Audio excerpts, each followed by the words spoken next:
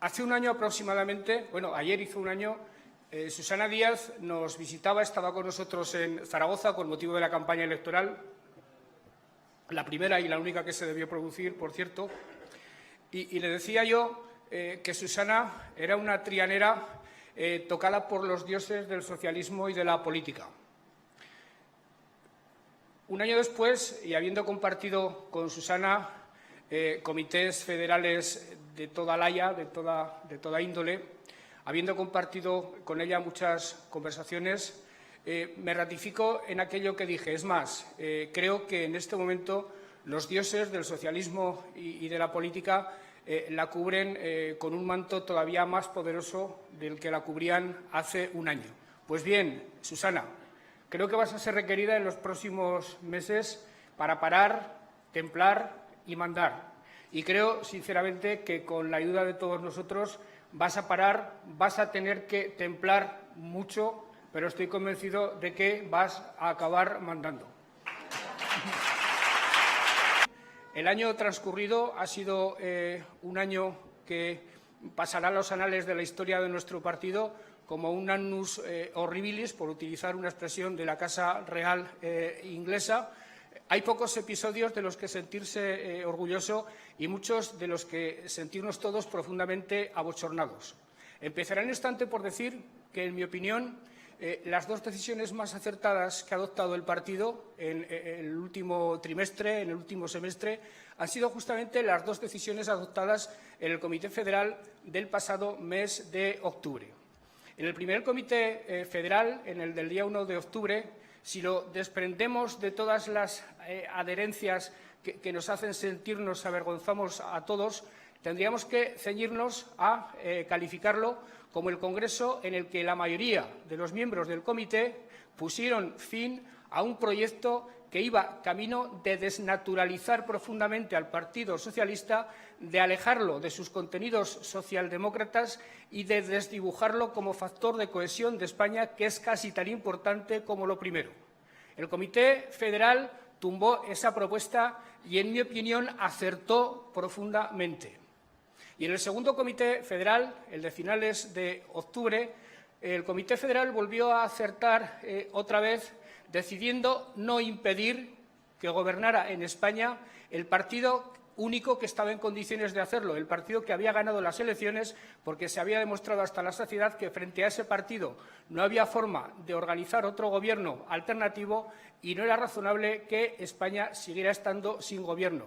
Y era mucho menos razonable todavía ir a unas terceras elecciones en cuya campaña ahora estaríamos haciendo un mitin en esas elecciones, y yo sinceramente no sabría qué deciros, compañeras y compañeros, si estuviéramos ante unas terceras elecciones, porque iríamos abocados a una derrota aún mayor y a un Partido Popular con una mayoría tan holgada y tan amplia que todo a lo que se ha referido Susana, todo eso que está haciendo el Grupo Parlamentario en el Congreso, sería algo absolutamente imposible de hacer. Por tanto, esa segunda decisión también fue plenamente acertada.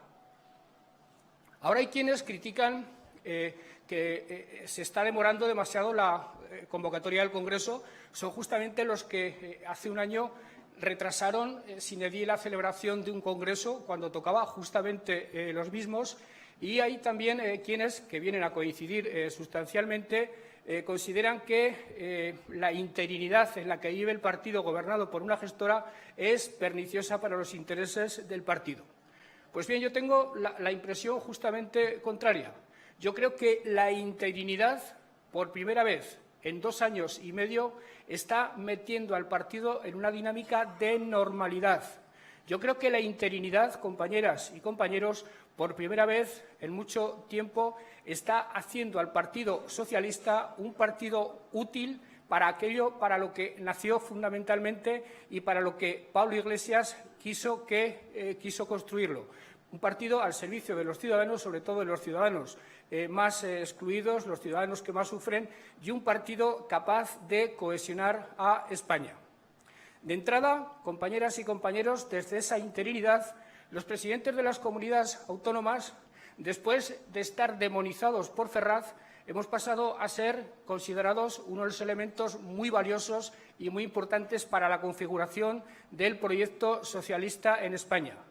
En este momento, el valor fundamental que tiene el partido para, a través del ejemplo, demostrarles a los españoles hasta dónde pueden llegar las políticas socialistas, son las comunidades autónomas, y no lo olvidemos nunca, porque para mí son tan importantes o más los ayuntamientos y, desde luego, compañero, las diputaciones provinciales, que nunca deben desaparecer. Ese es el valor fundamental. A través de ahí es a través de donde fundamentalmente prestamos servicios a los ciudadanos. Pero, además, desde el Grupo Parlamentario Socialista, por primera vez en mucho tiempo, se está también siendo útiles a los ciudadanos. Aprovechando la situación de minoría parlamentaria del Partido Popular, estamos echando abajo leyes inicuas, leyes injustas, leyes perjudiciales para los derechos económicos, sociales y civiles de los españoles, y además estamos buscando pactos con el Gobierno, porque el Partido Socialista no nació para estar en la trinchera frente a la derecha, para odiar a la derecha. El Partido Socialista, y así lo veía Pablo Iglesias, nació para aprovechar cualquier situación, fuera la que fuera. Si a través de acuerdos y de pactos se podían conseguir mejoras para los trabajadores, para los ciudadanos más débiles, para los ciudadanos más excluidos, estamos consiguiendo acuerdos que son francamente interesantes y a los que Susana Díaz también se ha referido. Por tanto, ese renacimiento, esa refundación, esa nueva salida a flote del Partido Socialista como un partido útil para los españoles se está haciendo ya desde las instituciones y desde el Grupo Parlamentario Socialista. Y seguramente ese congreso que está por llegar, ese congreso que está por venir, no tiene que ser sino principalmente ponerle música, una música adecuada, una música que enganche, una música que encandile en el buen sentido de la palabra a los españoles, a esa letra que se está escribiendo ya por parte de los socialistas en las instituciones. El Congreso, y en eso yo creo que coincidimos prácticamente todos, va a tener encomendadas para sí fundamentalmente 6 tareas. La primera de ellas es la que el Partido Socialista se reencuentre con el espacio social, político y cultural que le es propio y que le es propio desde hace 90 años, desde hace 100 años. Un espacio de centroizquierda, un espacio en ningún caso radical, un espacio de moderación, porque con el enfrentamiento raras veces se consigue provecho para los que lo pasan peor. Provecho para los que lo pasan peor se consigue, como decía Susana, ganando las elecciones o, si se pierden, tratando de negociar con quien las ha ganado y gobierna. Tenemos, en segundo lugar, que reformular las políticas de igualdad, que es fundamentalmente para lo que nacimos. Tanto las políticas de predistribución, políticas de salarios, políticas de revisión de los mercados, como los de redistribución, las políticas de sanidad, las políticas de educación, las políticas de servicios sociales, y todo ello con una reforma fiscal sin la cual es absolutamente imposible refinanciar, es imposible financiar esa nueva oferta que a los ciudadanos les tenemos que hacer en materia de servicios públicos y derechos sociales y económicos. Tenemos, en tercer lugar, y esto es fundamental, que volver a ser factor de cohesión de España, factor de cohesión de los españoles. Una de las razones fundamentales del éxito electoral y político de Felipe González en los años 70 y en los años 80. En los últimos tiempos, y llevamos ya algunos años en una deriva equivocada, en ese sentido, hemos sido presa de una especie de síndrome de Estocolmo de los nacionalistas, de gentes que tienen una visión de España radicalmente distinta a la nuestra, y eso nos ha hecho mucho daño. Creo que se han equivocado profundamente algunos partidos políticos hermanos, pero sus equivocaciones las hemos acabado sufriendo todos en el conjunto del país. Eso hemos de corregirlo, y respetando la singularidad de cada comunidad autónoma, porque Aragón no es igual que Andalucía. Aragón tiene una visión de España que, por razones históricas y culturales, es distinta de la de Andalucía.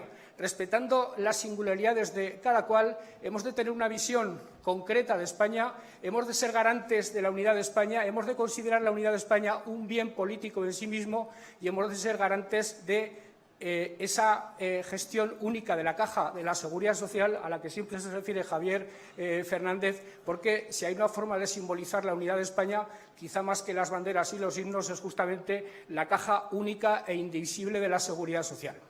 Hemos también, compañeras y compañeros, de ser conscientes y trasladarlo a la realidad, que la socialdemocracia del siglo XXI no puede ser una socialdemocracia nacional, tiene que ser una socialdemocracia necesariamente europea y tiene que ser una socialdemocracia que entienda que la globalización ha venido para quedarse y que, lejos de sentirse acomplejado por ella, hay que aprovecharla y hay que valorar sus elementos positivos para producir solidaridad y para avanzar hacia sociedades mejores. Y, por último, es absolutamente fundamental que construyamos un partido que recupere sus valores fundacionales. Un partido cuyas relaciones internas entre los afiliados estén basadas en la solidaridad y en el respeto. El espectáculo diario de las redes de unos socialistas insultando a otros socialistas es absolutamente inaceptable y debería ser objeto de expulsión.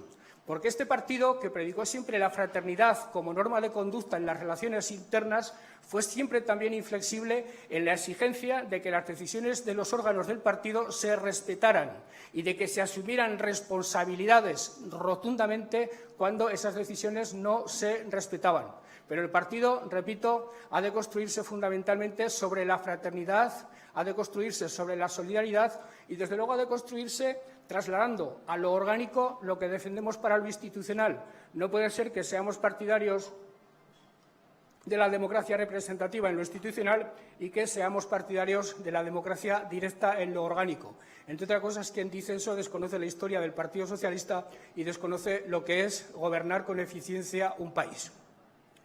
El partido, finalmente, compañeras y compañeros, necesita reconstruir su liderazgo. Y los liderazgos que el Partido Socialista va a requerir en los próximos tiempos son liderazgos incluyentes, liderazgos que unan, liderazgos que se afirmen sobre síes a favor de un proyecto propio y no sobre odios a los demás o sobre mimetismos indeseables con otros. Liderazgos, en definitiva, fuertes, capaces de retomar el camino interrumpido hace algunos años, capaces de encontrar la salida adecuada a las encrucijadas que se nos van a plantear y capaces también, por qué no decirlo, de interpretar adecuadamente el color de los paisajes y de los horizontes con los que nos vamos a encontrar. Termino ya. Últimamente suelo referirme a un economista americano, se llama Jeremy Rifkin. Ha escrito libros absolutamente fascinantes y dignos de leerse en muchas disciplinas, casi todas ellas relacionadas con la economía. Y escribió uno hace algunos años que se titula La civilización de la empatía. La empatía entendida como la capacidad de ponerse en la piel del otro, único camino, única fórmula para tratar de ayudarle al otro a resolver sus dificultades y a paliar sus sufrimientos. Este hombre dice que a lo largo de la historia las crónicas se han escrito demasiado en claves de enfrentamientos, en claves de disputas por el poder y se ha ignorado o no se ha puesto el acento de manera suficiente a esa corriente que traspasa nuestro pasado de cabo a rabo, a esa corriente basada en la empatía, en la proximidad de los seres humanos, en la capacidad de los seres humanos de colaborar entre sí y ayudarse mutuamente. Los liderazgos tienen, en mi opinión, por tanto, que basarse en la empatía, ser empáticos con los demás y capaces desde el liderazgo de transmitir empatía. Y, desde luego, no me cabe ninguna duda de que pocas personas en este país y pocas personas en este partido tienen la capacidad de empatía que tiene la presidenta de la Junta de Andalucía, Susana Díaz. Muchas gracias.